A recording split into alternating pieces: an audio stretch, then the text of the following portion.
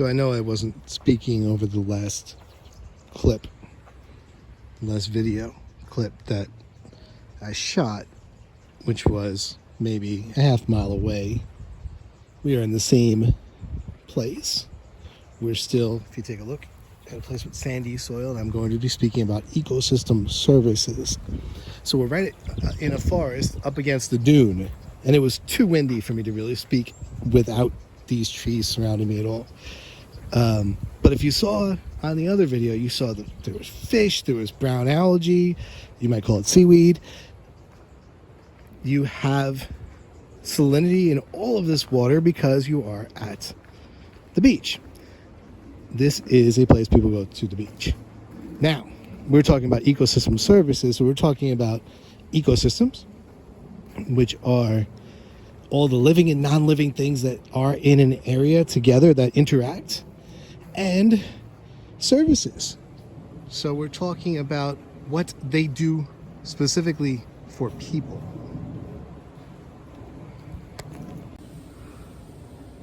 So we can quantify these services that are performed for people. They're not really performed for people, but that's the way we take it, right? Monetarily, if you want.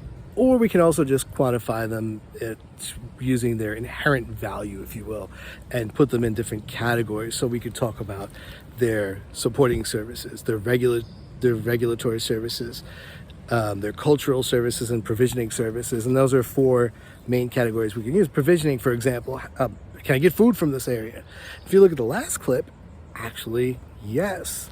There were fish there. There are baby fish in estuaries. If you have a mix of freshwater and saltwater, that's where most of the fish that are born and start to live their lives and become juveniles and then go venture out into the ocean, that's where they come from. So a place like that, a saltwater wetland that you saw there, or brackish wetland in this case more, in an estuary, those are extremely important ecosystem types. Even here, if I look down, you can see prickly pear, you can see wild carrot.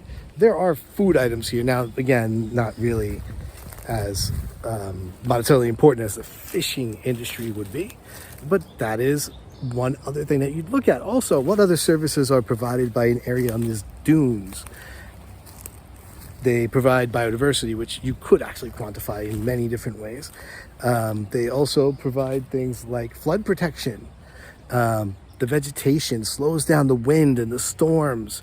These are important services, providing that buffer zone that can, again, if you go to the insurance institutes, you'd be able to figure out, yes, there are monetary values on those as well. They also filter out the water. A lot of those roots, when the water goes through it more slowly, cleaning that water out for us.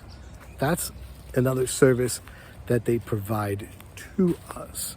So also they provide places for carbon to be stored over time. We talk about carbon dioxide as it decays more slowly, and then eventually the nutrient cycling is also part of this. So all of these services are extremely important and are, again, quantifiable in the benefits that they give to us as people. I'd like to also take a moment to remind people that we are not the only things here, so there is some other importance to these areas as well.